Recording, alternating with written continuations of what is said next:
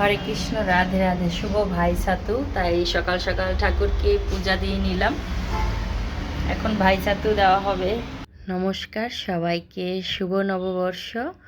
আজকে ভাই সাতু, তাই ভাই সাতুর পুরো ভিডিও শেয়ার করলাম। মামুনি ভাইদের ধান দুব্বা দিচ্ছিল আর আমি পিছন থেকে জুকার দিচ্ছিলাম।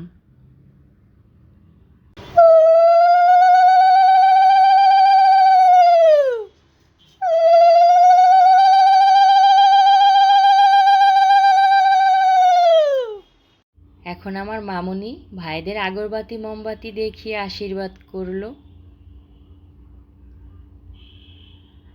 আর এখন বাঁ হাতের কেনি আঙুলে শুকনা ছাতু দিবে একটু একটু করে, আর ভাইরা সেটা ফু দিয়ে ফেলে দিবে।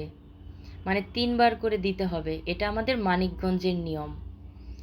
আর আমি তো মানিকগঞ্জের মেয়ে, তাই আমার মামুনিকেও আমি মানিকগঞ্জের নিয়মটাই শিখিয়েছি। তো এক এক দেশে এক এক রকম নিয়ম, কোন দেশে কোন নিয়ম সেটা অবশ্যই বৌদিকে কমেন্ট করে জানাবেন। ভারতে যেমন ভাইফোঁটা, আমাদের বাংলাদেশের ভাই ছাতু। তো এখন আমাদের বাংলাদেশেও কিন্তু ভাইফোঁটা হয়, তবে আমরা ভাইয়ের হাতে ছাতুই দিই। তারপরে এই যে মেখে রাখা ছাতুটাও 3বার করে ভাইয়ের হাতে দিবে। এটাকেই বলে ভাই ছাতু, ভাইয়ের হাতে ছাতু। আর বোনের হাতে ভাইয়াদের ছাতু খাওয়া মানে ভাগ্যের ব্যাপার, ভাইদের আয়ু বাড়ে। বোনের হাতে ছাতু খেলে ভাইদের আয়ু বাড়ে।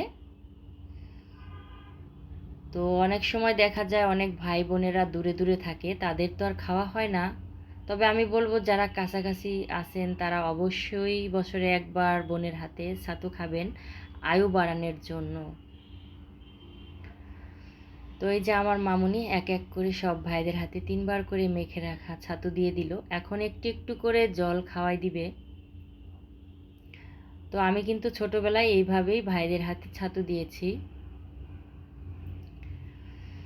তো ছোটবেলার এই দৃশ্যগুলো আসলে অনেক ভালো লাগে। তো এখন আমার মামুনিকে এটা শিখিয়েছি। তারপরে এই যে আমার মামুনি সব ভাইদের হাতে গিফট তুলে দিল।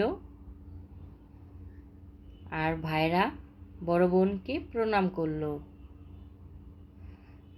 আর বড় বোন ভাইদের আশীর্বাদ করে দিল। আমিও ওদের আশীর্বাদ করি, আপনারাও করবেন। ওরা যেন মানুষের মতো মানুষ হয়, অনেক বড় হয়।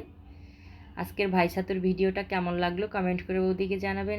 ভাই ছাতুর অনুষ্ঠান শেষ করে তারপরে আসলাম ঠাকুরের প্রসাদ ওঠাতে। আজকে ঠাকুরকে পূজা দিয়েছিলাম আমার নিজের হাতে বানানো পায়রার ছাতু দিয়ে। হরে কৃষ্ণ, রাধে রাধে।